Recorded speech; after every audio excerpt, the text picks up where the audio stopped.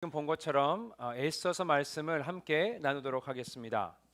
2주에는 저희가 느헤미야에 대해서 나눴고 또 전주에는 다니엘을 제가 소개시켜 드렸습니다. 다니엘, 느헤미야, 또 에스더 이 세 사람이 공통적으로 갖고 있는 점이 있습니다. 이미 말씀드렸지만 바벨론의 포로로 끌려온 유다인들 중에서 일부는 예루살렘으로 돌아갔고요. 하지만 다수는 여전히 바벨론에 남아서 살고 있었습니다.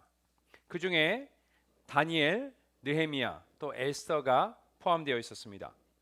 조금 더 자세히 말씀을 드리자면요, 다니엘은 말씀드린 것처럼 바벨론 포로로 끌려온 이민 1세고 느헤미야는 바벨론에서 태어나고 자랐던 유다인 3세 정도가 되겠습니다. 자, 그렇다면 에스더는 몇 세대냐? 아마 그 중간 세대인 한 2세 정도로 보시면 되겠습니다. 이렇게 이 세 사람의 공통점 모두 페르시아의 이민자인 유대인입니다. 또 다른 공통점은 뭐가 있냐 그랬을 때 이 세 명 모두가 페르시아 왕국의 왕 측근에서 있었던 사람들입니다. 다니엘은 아시다시피 총리 역할을 하면서 고레스 왕이 세운 다리오 왕을 위해서 일했고요. 또 느헤미야는 아닥사스다 왕의 술관원이었습니다. 그럼 에스더는 누구였냐? 아닥사스다의 아버지인 아수에로의 왕후입니다. 좀 헷갈리실 수 있어서 참고로 말씀을 드리자면 아수에로의 다른 이름은 썰시스입니다. 동일 인물입니다. 한글 성경에는 아수에로라는 히브리 이름을 썼고 영어 성경을 보시면 헬라어 이름인 썰시스, 한글로는 이거를 크세르 크세스라고도 번역되어 있는데 둘 다 동일 인물입니다. 그리고 오늘 본문은 아수에로 왕이 페르시아를 통치할 때 일어난 한 사건에 대해서 기록하고 있습니다. 그리고 보시다시피 오늘 본문의 형태가 있는데 그것은 대화입니다. 에스더와 모르드게가 한 대화를 기록하고 있는 겁니다. 자, 모르드게는요 에스더의 사촌이고 또 이가 고아된 에스더를 어릴 때부터 데려와서 딸처럼 기른 사람입니다. 자, 이 둘의 대화가 오늘 본문에 나와 있는 형식입니다. 그런데 이것을 직접 만나서 둘이 나눈 대화는 아니고 메신저 역할을 하고 있는 하닥, 에스더의 하인이죠. 그를 통해서 대화를 나누고 있습니다. 자, 그럼 모르드게와 에스더 사이에 무슨 대화가 오가는지 오늘 봤으면 좋겠는데요. 오늘 본문을 보시면 시작부터 분위기가 심상치 않음을 우리가 알 수 있습니다. 1절에서 3절 말씀 함께 보시겠습니다. 읽겠습니다. 시작. 모르드게가 이 모든 일을 알고 자기의 옷을 찢고 굵은 베옷을 입고 죄를 뒤집어쓰고 성중에 나가서 대성통곡하며 대궐문 앞까지 이르렀으니 굵은 베옷을 입은 자는 대궐문에 들어가지 못함이라. 왕의 명령과 조서가 각 지방에 이르매 유다인이 크게 애통하여 금식하며 울며 부르짖고 굵은 베옷을 입고 죄에 누운 자가 무수하더라. 자, 무슨 일이 벌어지고 있습니까? 모르드게와 또 유다인들이 함께 모여서 자신의 옷을 찢고요, 굵은 베옷을 입었고 죄를 뒤집어 쓰고 금식하면서 밖으로 나와서 지금 부르짖고 있습니다. 울고 있습니다. 자, 이게 도대체 무슨 상황인가? 이게 무슨 상황인지는요, 여러분 많은 분들이 아실 겁니다. 왜냐? 성경에 자주 등장하는 장면들입니다. 예를 몇 가지 들어보겠습니다. 야곱에게 있었던 일입니다. 자신이 아끼고 사랑했던 막내 아들 요셉이 죽었다는 소식을 듣습니다. 자, 그러니까 야곱이 어떻게 합니까? 창세기 37장에 보니까 자신의 옷을 찢고 굵은 베옷을 입고 오랫동안 애통했다라고 기록되어 있습니다. 자, 다윗은 어떻습니까? 사울과 본인의 친구인 요나단이 죽었다는 소식을 듣습니다. 사무엘하 1장에 보시면요, 그 역시도 옷을 찢고 슬퍼 울며 여기 금식을 했다라고 기록되어 있습니다. 욥이 사고가 나서 모든 재산을 잃고 또 자식들이 죽었습니다. 어떻게 반응합니까? 욥이 슬퍼하며 겉옷을 찢었다라고 기록되어 있습니다. 또 엘리야 선지자가 아합에게 찾아가서 하나님께서 화가 나셔서 너를 심판하실 거라 경고를 합니다. 아합이 어떻게 합니까? 옷을 찢고 베옷을 입고 금식을 했다라고 성경 기록되고 있습니다. 이렇게 자신이 스스로는 감당하지 못하는 어려운 일이 생겼을 때, 또 큰 슬픔이 왔을 때 사람들은 이런 행동을 하는 겁니다. 또 죄를 뒤집어 썼다, 이것은요 국가적으로 뭔가 큰 일이 생겼을 때 사람들이 하는 행동입니다. 다니엘서 9장을 보시면요, 유다 사람과 이스라엘에게 하나님께서 이제 그 죄를 물으실 것을 얘기하시니까 그들이 회개하며 자복하며 용서를 구하면서 뭘 했습니까? 베옷을 입고 죄를 뒤집어 썼다 했습니다. 또 잘 아시겠지만 요나가 느니웨에 가서 또 죄로 인해 멸망할 것을 선포하니까 왕이 어떻게 합니까? 왕의 옷 왕복을 벗고 베옷을 입고 제 위에 앉았다라고 기록되어 있습니다. 자, 이 모든 것을 우리가 토대로 봤을 때 지금 유다인들이 하고 있는 행동, 뭔가 지금 유다 민족 전체에게 큰 위기가 찾아온 것 같습니다. 자, 무슨 일이 생겼습니까? 3절 한번 제가 읽어드리겠습니다. 왕의 명령과 조서가 각 지방의 이름에, 뭔가 조서, 왕의 명령을 담고 있는 조서가 왔습니다. 그 조서의 내용이 뭐죠? 8절에 보니까 또 유다인을 진멸하라고 수상궁에서 내린 조서라는 겁니다. 유다인들을 죽이기 위한 조서입니다. 이것에 대해 자세한 내용이요 3장 13절에 나와 있습니다. 한번 읽어보겠습니다. 있습니다. 시작. 이에 그 조서를 역졸에게 맡겨 왕의 각 지방에 보내니 12달째 아들월 하루 동안에 모든 유다인을 젊은이 늙은이 어린이 여인들을 막론하고 죽이고 도륙하고 진멸하고 또 그 재산을 탈취하라 하였고. 자, 날을 한 날 정했습니다. 그날에 무슨 일이 벌어집니까? 모든 유다인들은 죽일 수 있다. 아이부터 여성들 상관없이 노인들 젊은이들 모두를 다 도륙해서 죽이라는 겁니다. 그리고 그의 재산을 죽이고 나서 빼앗을 수 있다. 이런 규례가 발행됩니다. 자, 도대체 어떻게 이런 말도 안 되는 명령이 떨어진 거죠? 7절 한번 보시겠습니다. 읽습니다. 시작. 모르드게가 자기가 당한 모든 일과 하만이 유다인을 멸하려고 왕의 금고에 바치기로 한 은혜 정확한 액수를 하닥에게 말하고. 하만이라는 사람에게 이 꾸민 일입니다. 자, 이 허락을 받기 위해서 뭐 합니까? 왕에게 돈까지 바칩니다. 우리식으로 말하면요, 지금 로비를 한 겁니다. 자, 그럼 질문이, 하만은 왜 자기 돈까지 써가면서 이렇게 말도 안 되고 무시무시한 일을 하려고 하는 것인가 이겁니다. 그 답을 얻으려면요, 일단 우리가 하만이 누군지를 알아야 합니다. 자, 하만이 누굽니까? 아하수에르 왕이요, 정말 아끼는 신하입니다. 너무 아껴서 페르시아의 2인자로 만들고요, 사람들에게 그가 지나갈 때 무릎을 꿇고 절까지 하라고 명령했습니다. 그래서 하만이 지나가면요, 상상해 보세요. 사람들이 거기 서서 하만이다 하고선 무릎을 꿇고 얼굴을 바닥에 대면서 절했습니다. 두려워 떨었습니다. 이렇게 모든 신하들이 하만을 존중하고 하만이 지나갈 때 두려워했습니다. 그런데 이 일을 거부한 사람이 한 명 있었는데 그게 누구죠? 보르드게입니다. 그래서 주위에서 이랬겠죠. 야, 너 어떡하려고 그래? 이러다 큰일 나. 하지만 보르드게는 사람들의 말을 듣지 않습니다. 그리고 그렇게까지 하는 이유가요, 3장 3절과 4절에 나옵니다. 한번 읽어보겠습니다. 시작. 대궐문에 있는 왕의 신하들이 모르드게에게 이르되 너는 어찌하여 왕의 명령을 거역하느냐 하고 날마다 권하되 모르드게가 듣지 아니하고 자기는 유다인임을 알렸더니 그들이 모르드게의 일이 어찌 되나 보고자 하여 하만에게 전하였더라. 자, 왜 절하지 않죠? 자기는 유다인이라 했습니다. 유다인이기 때문에 하만에게 절하는 건 할 수 없겠다. 그에게 무릎 꿇을 수 없겠다라고 얘기합니다. 자, 그 사실이요, 그래서 하만의 귀에 들어갑니다. 자, 하만이 어떻게 반응합니까? 그 소식을 들으니까 성경에 매우 노했다 했습니다. 화가 단단히 났습니다. 그래서 이런 결정을 합니다. 3장 6절 보겠습니다. 읽습니다. 시작.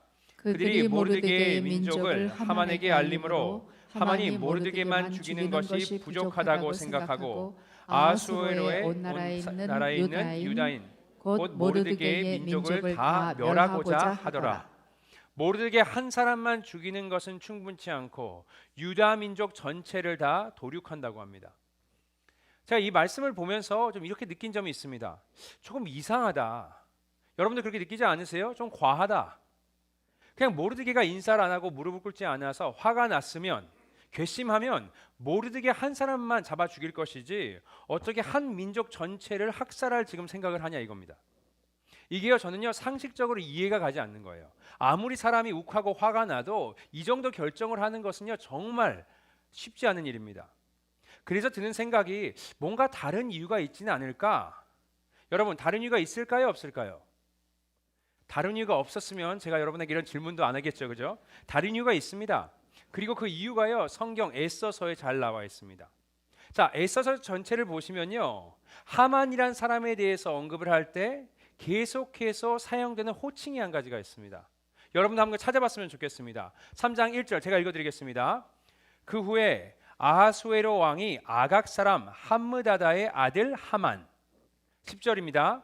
왕이 반지를 손에서 빼어 유다인의 대적 곧 아각 사람 함므다다의 아들 하만에게 주며 8장 3절은 이렇게 나와 있습니다. 에스더가 다시 왕 앞에서 말씀하며 왕의 발 아래 엎드려 아각 사람 하만. 8장 5절입니다. 아각 사람 함므다다의 아들 하만이. 9장 24절입니다. 곧 아각 사람 함므다다의 아들 모든 유다인의 대적 하만. 여러분, 하만에 대해서 저자가 기록할 때마다 사용하는 호칭이 뭡니까? 아각 사람 함므다다의 아들입니다. 다시 말해 그의 출신을 계속해서 알려주는 겁니다. 여러분, 이게 우연일까요? 아니요, 절대 그럴 수 없습니다. 불필요한 정보예요. 한 번이면 충분합니다. 그런데 계속해서 이 얘기를 저자가 우리에게 알려주는 이유는요, 이것에 대한 특징이 뭔가가 있다는 겁니다. 자, 저자가요, 하만이 어디 출신인지 우리에게 알려주고 부각시키려고 하는 겁니다. 어디 출신이라고요? 아각 사람입니다. 자, 아각 사람에 대해서 우리가 알려면 역사를 좀 알아야 하는데, 지금 이 본문이 쓰여진 이 시점부터 시작해서 한 1000년으로 앞으로 지나가 보면요, 무슨 일이 있었죠? 우리가 잘 알고 있는 출애굽 사건이 기록되어 있습니다. 이렇게 이스라엘 백성들이 출애굽을 해서 이제 광야로 떠납니다. 광야에 가 있는 이 이스라엘 백성들을 제일 먼저 공격한 사람들이 있었는데 그들이 누구죠? 아말렉 족속입니다. 그것도요, 굉장히 치사하게 앞에서 정정당당하게 붙는 것이 아니고 뒤에 처져 있는 아이들, 노인들, 노약자들, 여성들을 공격합니다. 그래서 신명기 25장에 보면요, 여호와 하나님께서 노하셔서 그들을 이 땅에서 없애실 거라고 선포하십니다. 자, 또 400년이 지났습니다. 드디어 사울 왕이요, 지금 아말렉을 정복하게 됩니다. 그 당시에 아말렉의 왕이 누굴까요? 바로 아각입니다. 그런데 사울 왕이요, 아말렉을 완전히 멸망시키는 하나님의 명령을 거부하고요, 아각을 살려두게 됩니다. 그 일로 사울이 하나님께 버림을 받죠. 그래서 결국 선지자였던 사무엘이 그 일을 대신해서 아각을 제거하면서 이 사건이 끝이 납니다. 여러분, 아각의 자손인 하만이 이 사실을 알고 있을까요, 모를까요? 잘 알고 있었습니다. 패밀리 히스토리, 역사를 잘 알고 있었습니다. 그래서 이번 계기에 눈에 거슬리는 모르드게뿐만 아니고 유다 백성을 학살할 이렇게 어마무시한 생각을 하고 있는 겁니다. 그래서 자기 돈까지 써가면서 로비를 해가면서 왕을 설득하고 결국에는 왕의 조서를 받아내는 겁니다. 그래서 지금 이 조서를 받은 이 유다인들이 큰일 났던 겁니다. 그래서 눈물을 흘리며 베옷을 입고 옷을 찢으며 지금 죄를 뒤집어 쓰고 지금 부르짖고 있는 겁니다. 그리고 모르드게는요, 이 엄청난 사실을 하락을 통해서 왕후인 에스더에게 알려줍니다. 이렇게 부탁을 합니다. 8절 말씀 읽어보겠습니다. 읽습니다. 8절 말씀 시작. 또 유다인을 진멸하라고 수상궁에서 내린 조서 초본을 하닥에게 주어 에스더에게 보여 알게 하고 또 그에게 부탁하여 왕에게 나아가서 그 앞에서 자기 민족을 위하여 간절히 구하라 하니. 뭘 합니까? 청합니다. 에스더, 자기의 딸 같은 에스더에게 왕 근처에 있으니까 왕후니까 가서 좀 어떻게 왕을 설득해 보라고 합니다. 우리를 살려달라고 부탁합니다. 자, 이런 부탁을 받은 에스더 어떻게 반응합니까? 이런 얘기를 합니다. 누구든지 왕의 부름이 없이 초대를 받지 않고 왕에게 나아가면 그 자리에서 처형을 당할 수 있다고 합니다. 살 수 있는 유일한 방법이 있는데요, 그것은 왕이 금류, 왕이 쓰고 있는 그 봉이죠, 셉터라고 하는데 그 셉터를 내밀면 그가 구원을 받고 살 수 있는데 그렇지 않으면 죽임을 당할 거라 합니다. 그리고서 이런 얘기를 합니다. 왕이 자신을 부른 지 30일이 지났습니다. 한 달이 된 겁니다. 다시 말해서 그 시간 동안 에스더에게 왕은 관심이 전혀 없는 겁니다. 그리고 왕궁에 여인이 에스더 혼자가 아닙니다. 많은 여인들을 거느리고 있었습니다. 에스더에게 사랑이 식었는지도 모르겠습니다. 그리고 오랜 시간 동안 한 달이나 되는 시간 동안 지금 왕을 접대하지 않았기 때문에 왕하고 말을 섞지 않았기 때문에 왕의 지금 심리 상태, 기분 알 수가 전혀 없는 겁니다. 잘못 나갔다가 왕이 기분이 나쁜데 걸리면 바로 그 자리에서 죽임을 당할 거다 이렇게 얘기를 합니다. 이렇게 길게 그 이유를 설명하지만 결국 그녀의 답은 뭡니까? No, 못하겠다. 거절을 합니다. 자, 그러자 모르드게가 어떻게 얘기합니까? 13절에 이렇게 나와 있습니다. 모르드게가 그를 시켜 에스더에게 화답하되 너는 왕궁에 있으니 모든 유다인 중에 홀로 목숨을 건지리라 생각하지 말라. 홀로 목숨을 건지리라 생각하지 말라. 혼자만 살 생각을 하지 말라는 겁니다. 그의 이기심을 얼마나 이기적인 건지 민족을 생각하지 않은 마음을요 지금 지적하고 있는 발언입니다.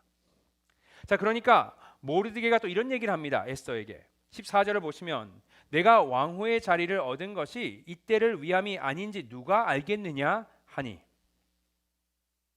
자, 이렇게 대답을 하니까 이런 말을 들은 에스더가 어떻게 답변을 합니까? 굉장히 유명한 말이죠. 16절 마지막 부분에 규례를 어기고 왕에게 나아가리니 죽으면 죽으리라 하니라 했습니다. 죽으면 죽으리라. 여러분, 에스더서 전체에서요 지금 이 부분이 하이라이트입니다. 이 결단 때문에 유다 민족이 살아남은 겁니다. 제가 오늘 본문을 묵상하면서 이런 의문이 들었습니다. 도대체 에스더에게는 무슨 일이 있었을까? 제가 이런 생각을 한 것이요, 지금 에스더의 태도를 보면요 정말 180도 변했습니다. 분명히 앞에는 자신의 목숨을 잃을 것을 두려워하면서 왕께 동족을 구원해달라는 이 요청을 거부했었습니다. 노했습니다. 그런데요 갑자기 보면 지금 태도가 완전히 변한 겁니다. 아니, 저 같으면 이렇게 얘기를 했을 때 다시 한번 생각해 볼게요. 아니면 기도를 조금 더 해볼게요. 아니면 사람들한테 물어보고 왕의 지금 상태가 어떤지 좀 알아보고선 할게요. 모르겠어요. 노력을 해보겠습니다. 뭐 이런 답변을 해야 될 것 같은데 지금 뭐라고 합니까? 죽으면 죽으리라. 이게 너무 적극적인 겁니다. 사람이 무슨 바이폴러도 아니고 이렇게 어떻게 사람이 변할 수 있습니까? 이 짧은 시간에. 여러분 잘 아시겠지만요, 사람이 쉽게 변하지 않습니다. 그래서 이런 변화는 정말 드문 겁니다. 그래서 지금 에스더에게 엄청난 심경의 변화가 있었다 이겁니다. 그래서 제가 드는 의문이 성경에는 기록되어 있지 않지만 no, 거부한 그 14절부터 yes라고 대답한 15절 그 사이에 무슨 일이 있었을까 제가 의문이 드는 겁니다. 여러분 과연 무슨 일이 있었을까요? 아마 에스더 입장에서 생각해 보시면요, 모르드게가 한 말 있잖아요. 내가 왕후의 자리를 얻은 것이 이때를 위함이 아닌지 생각하라 그랬습니다. 그랬으니까 아마 곰곰이 생각해 봤을 겁니다. 내가 어쩌다가 왕후가 됐지? 과거를 떠올려 봤을 겁니다. 그 과정을 한번 생각해 봤을 거예요.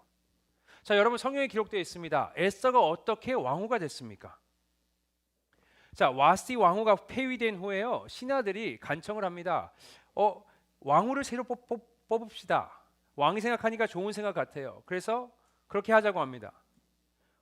전국에 있는 아름다운 처녀를 다 모집해서요 사람을 뽑자 이럽니다. 그래서 아름다운 처녀를 지방 곳곳에서 모으는데 페르시아 인구로 바탕으로 봤을 때 사람들이 대략 2,500만 명이 됐을 거라고 생각을 합니다. 자, 그렇게 2,500만 명이 신청을 했어요. 아름다운 처녀입니다. 그리고선 궁에 들어갈 수 있게 허락을 받은 사람은 400명 정도가 됐다고 예측을 합니다. 그 400명 중에요 에스더가 있었던 거예요. 제가 계산을 해보니까 확률로 따지면 퍼센테지가요 0.0016%입니다. 여러분 혼자 제가 별의별 것을 다 하고 있는데 저는 금융가에서 일했기 때문에 이런 걸 좋아합니다. 자, 미국에 가장 들어가기 어려운 대학이 어디죠? 우리가 H로 시작한 대학이 하나가 있는데 저 보스턴 쪽에 캠브리지 뭐죠? 하버드입니다. 하버드가 지금 미국에서 가장 들어가기 힘든 학교인데 자, 입학률이 얼마나 될까요? 5% 정도 됩니다. 지원자 5% 정도가 하버드에 들어갑니다. 자, 제가 0.0016%라 그랬는데 정말 여기에 들어가는 것은요 하늘의 별 따기입니다. 이런 엄청난 말도 안 되는 확률을 뚫고선 지금 에스더가 궁에 들어간 겁니다. 400명에 뽑혀서. 자, 그런데 그게 다가 아닙니다. 이 400명이 뽑혔을 때 왕 앞에 바로 서는 것이 아니고요. 12달 동안 예절 교육도 받고 몸도 청결하게 하고 또 가꾼 후에 왕 앞에 그제서야 소개가 되는 겁니다. 그리고 결국에는요. 400명 중에 단 한 명만 왕으로 뽑히는 겁니다. 정말 희박하고 희박한 확률입니다. 그리고 이렇게 말도 안 되는 확률로 에스더가 왕후가 되기까지는요. 그 배경이 있었고 조력자가 있었습니다. 그의 이름이 헤게입니다. 헤게는 누구냐? 궁녀를 책임지는 또 왕후가 되기 위해서 뽑혀온 사람들을 관리하는 역할을 했던 사람이 바로 헤게입니다. 그리고 헤게에 대해서 성경은 이렇게 기록하고 있습니다. 2장 9절 제가 읽어드리겠습니다. 헤게가 이 처녀 에스더죠. 에스더를 좋게 보고 은혜를 베풀어 몸을 정결하게 할 물품과 일용품을 곧 주며 또 왕궁에서 의뢰주는 7 궁녀를 주고 에스더와 그 궁녀들을 후궁 아름다운 처소로 옮기더라 했습니다. 자, 이렇게 헤게라는 사람이 에스더를 도와서 왕후가 되게 만듭니다. 그 과정을 뭐 어떻게 설명했습니까? 성경에서 헤게가 은혜를 베풀었다 했습니다. 자, 여기서 은혜라는 단어가요. 히브리어로 우리가 잘 알고 있는 단어입니다. 헤세드 들어보셨죠? 헤세드란 단어입니다. 헤세드가 뭡니까? 하나님의 은혜를 이야기할 때 사용하는 단어입니다. 그리고요. 왕뿐만 아니고 신하들의 마음에도 들어야지 왕후가 됐던 것 같습니다. 그 사람들이 에스더를 보고 어떻게 평가하냐? 2장 15절에 이렇게 나옵니다. 모든 보는 자에게 사랑을 받더라. 자, 여기서 사랑이라는 단어는요. 히브리어로 켄하고 hen 중간인데 그래서 켄이라고 하는데 저는 그냥 켄이라고 부르겠습니다. 켄입니다. 이 단어가 성경에 보시면 66번 총 66회가 등장을 합니다. 그리고 거기는 보면 어떻게 번역이 되어 있냐? 은혜라고 번역이 되어 있습니다. 그리고 이렇게 은혜를 입은 에스더가 왕의 눈에 들어서 드디어 왕후가 됩니다. 아마 모르드게가 한 이 말을 듣고요. 자신이 어떻게 왕후가 됐는지 에스더가 돌아본 것 같습니다. 자, 에스더가 어떻게 그 희박한 확률을 뚫고 좋은 사람들을 만나서 왕후가 될 수 있었습니까? 단순히 이뻐서 아름다워서 자신의 외모 때문에 아닙니다. 본인의 실력 때문에 인맥 때문에 아닙니다. 뭡니까? 그렇게 에스더가 왕후가 되기까지는요. 하나님의 은혜, 하나님의 헤세드와 켄이 있었다는 겁니다. 그러니까 지금 자신이 가진 힘과 위치, 영향력이 나만 잘 먹고 잘 살려고 받은 것이 아니고 하나님과 하나님의 백성들을 위해서 이것을 주신 은혜이구나를 깨달은 겁니다. 그래서 모르드게가 왕후의 자리를 얻은 것이 이때가 위함이 아니냐 이 말을 이해를 하고요.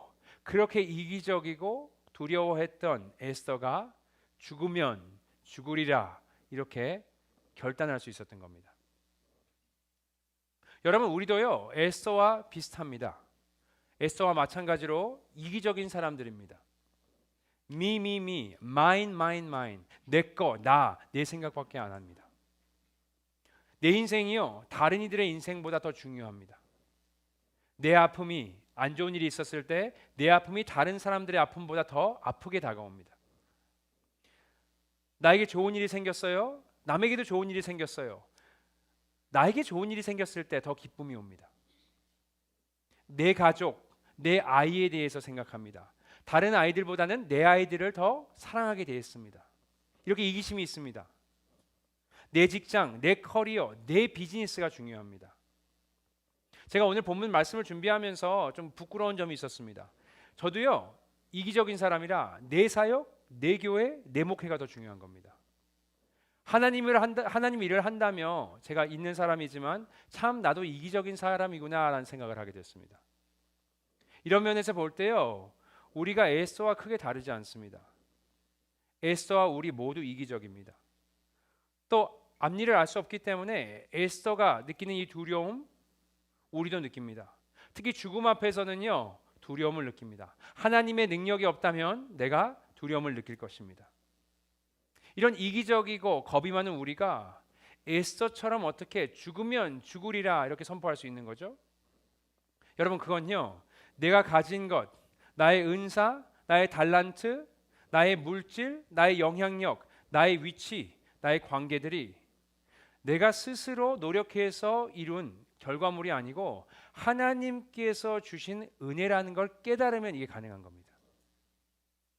여러분, 에스더서를 보고 말할 때 사람들이 특징 한 가지를 얘기합니다. 성경 66권 중에 하나님을 전혀 한 번도 언급하지 않는 책이 있는데 두 가지가 있습니다. 그 중에 하나가 뭐죠? 에스더서입니다. 참고로 다른 건 아가서입니다. 이렇게 하나님이 에스더서에 직접적으로 언급이 되어 있지 않아요. 하지만 하나님의 섭리와 하나님의 일하심을 가장 잘 볼 수 있는 책이 또 에스더입니다. 우리의 삶도 크게 다르지 않습니다. 마찬가지입니다. 살아가면서 하나님이 보이지 않을 때가 많이 있습니다. 하나님이 살아계신가? 하나님이 내 삶에서 일을 하고 계신가? 이런 생각이 들고 두려움이 들 때가 있습니다. 그런데요, 한번 여러분의 삶을 돌아보세요. 기억을 더듬어 보세요. 에스더가 한 것을 해보세요. 여러분의 삶에 모든 것이 하나님의 은혜, 하나님의 헤세드와 한이 있었다는 것을 우리가 알 수 있을 겁니다. 우리가 그것을 깨달으면요, 하나님께서 이제 너가 이걸 내려놨으면 좋겠다 할 때 우리가 내려놓을 수 있는 겁니다. 저도 저희 삶을 한번 돌아봤습니다. 이 말씀을 준비하면서 저도 삶을 살아오면서 하나님께서 이제 넌 이거 내려놨으면 좋겠어 하실 때가 여러 번 있었습니다. 그래서 제가 네 하나님 순종하겠습니다 하고 내려놨을 때 언제 그런 결심이 가능했냐 그랬을 때요, 은혜가 있었을 때였습니다. 은혜를 기억할 때, 제가 아르헨티나로 처음에 이민 갔을 때, 부모님 따라서 어린 나이에 갔을 때, 미국으로 다시 와서 혼자 생활을 하기 시작했을 때, 또 아내를 만나서 아내를 통해서 예수님을 영접했을 때, 또 대학을 갔을 때, 대학에서 공부할 때, 또 대학을 졸업하고 취직을 했을 때, 또 회사를 주님께서 그만두라 하셔서 신학교를 갔을 때, 또 신학교에서 졸업을 했을 때, 졸업 후에 제가 그레이스 교회로 왔을 때, 또 한 1년 전쯤에 하은교회로 오게 됐을 때, 이 과정들을 잘 생각을 해보니까요, 제 삶에 내려놓았을 때가 있었습니다. 내려놓았을 때 그때는 하나님의 은혜를 기억하고 그 행동을 했던 것 같습니다. 특히 말씀을 준비하면서 생각이 났던 것 중에 하나는, 제가 이제 신학교를 처음 입학을 했을 때, 죄송합니다, 솔직히 이런 생각을 했습니다. 목회자, 목사, 나 정도는 돼야 목사를 할 수 있지 않을까, 이런 교만한 생각을 한 적이 있습니다. 은사도 많고 이 정도 되면 나는 목사 할 수 있지 않을까 생각하면서 아무 생각 없이 신학교를 간 것 같습니다. 물론 하나님께서 가라고 하셔서 갔죠. 제가 졸업을 할 때 그 년도에요, 제가 아직도 기억이 납니다. 무릎 꿇고 주님 앞에 기도하면서 이런 기도를 했습니다. 하나님, 저는 안 될 것 같아요. 나 같은 사람이 목회하면 큰일 날 것 같아요. 나 같은 죄인이, 나 같은 사람이 어떻게 목회를 해요? 하나님, 못하겠습니다. 저 그냥 다른 일 할게요. 이런 고백을 한 적이 있습니다. 그때 기도하는데 하나님께서 저한테 들려주신 음성이 있었습니다. 그게 뭐냐 그랬을 때, 너는 너의 가진 달란트와 능력으로 목회를 하는 것이 아니고 이유는 단 한 가지다. 내가 너를 불렀기에 너는 목회자가 되는 것이다. 이렇게 하나님께서 말씀을 주셨습니다. 제가 이때 받은 것이 뭡니까? 하나님의 은혜입니다. 제가 이 자리에 서서 여러분에게 설교하는 것도 제가 신학 지식이 여러분보다 많아서, 성경을 더 많이 알아서, 제가 여러분보다 더 거룩해서 선해서 잘나서 이 자리에 있는 거 아닙니다. 제가 이 자리에서 설교할 수 있는 것은 딱 한 가지 이유입니다. 하나님의 헤세드, 하나님의 은혜 때문에 여기 서 있는 겁니다. 하지만 여러분, 여기서 중요한 점이 한 가지가 있습니다. 하나님의 때가 되었을 때 나의 가진 것들, 내가 노력했던 것들을 내려놓는 것은요, 나의 힘으로는 할 수 없는 일입니다. 자, 에스더도요, 혼자 한 일이 아닙니다. 그 이기적인 에스더에게 모르드게라는 사람이 있었기 때문에, 모르드게가 그 불편한 진실을 얘기하면서 찝어줬을 때 에스더가 회개하고 돌이킬 수 있었던 겁니다. 자, 또 뭐가 필요합니까? 16절 한번 같이 보시겠습니다. 우리 함께 16절 읽어보겠습니다. 시작. 당신은 가서 수산에 있는 유다인을 다 모으고 나를 위하여 금식하되 밤낮 3일을 먹지도 말고 마시지도 마소서. 나도 나의 시녀와 더불어 이렇게 금식한 후에 규례를 어기고 왕에게 나아가리니 죽으면 죽으리이다 하니라. 에스더가 자기와 내 하녀도 우리가 금식하겠습니다 하고요. 또 모르드게에게 부탁합니다. 유다인들 전체를 다 모아서요, 그들도 금식하게 해주세요. 자, 금식의 또 다른 단어가 뭐죠? 어떻게 금식하죠? 뭐 하면서? 기도입니다. 기도 없이 하시는 건 그냥 금식입니다. 그죠? 금식은 기도가 꼭 필요합니다. 다시 말해서 본인도 이제 주님께 나아가기에 기도하겠고, 또 내 하녀도 기도하겠고, 당신도 기도해주고, 모든 사람에게 이 기도 제목을 나눠서 같이 기도해달라고 부탁합니다. 왜 어떻게 합니까? 여러분, 우리가 많은 다짐을 하지만 하나님 위해서 살겠습니다, 하나님 위해서 다 내려놓겠습니다. 제가요, 신년 기도 제목을 보면요, 거기에 내려놓겠다는 제목들이 꽤 많습니다. 하지만 그게 내 힘으로 됩니까? 안 됩니다. 기도로, 하나님의 능력으로만 되는 겁니다. 그 또한 하나님의 은혜입니다. 우리도 우리가 가진 것을요, 우리의 것이라 착각하지 않았으면 좋겠습니다. 내가 가진 은사, 달란트, 물질, 노하우, 영향력, 이 자리, 나의 장점뿐만 아니고 단점까지, 연약함까지요, 하나님의 때가 되었을 때 사용하시옵소서라고 내려놓을 수 있는 것은요, 뭐가 필요합니까? 우리가 하나님의 은혜를 기억해야만 가능하고, 기도로 하나님의 능력으로만 가능한 일입니다. 그러기 위해서 우리의 삶에 하나님의 은혜를요, 늘 생각하며 살았으면 좋겠습니다.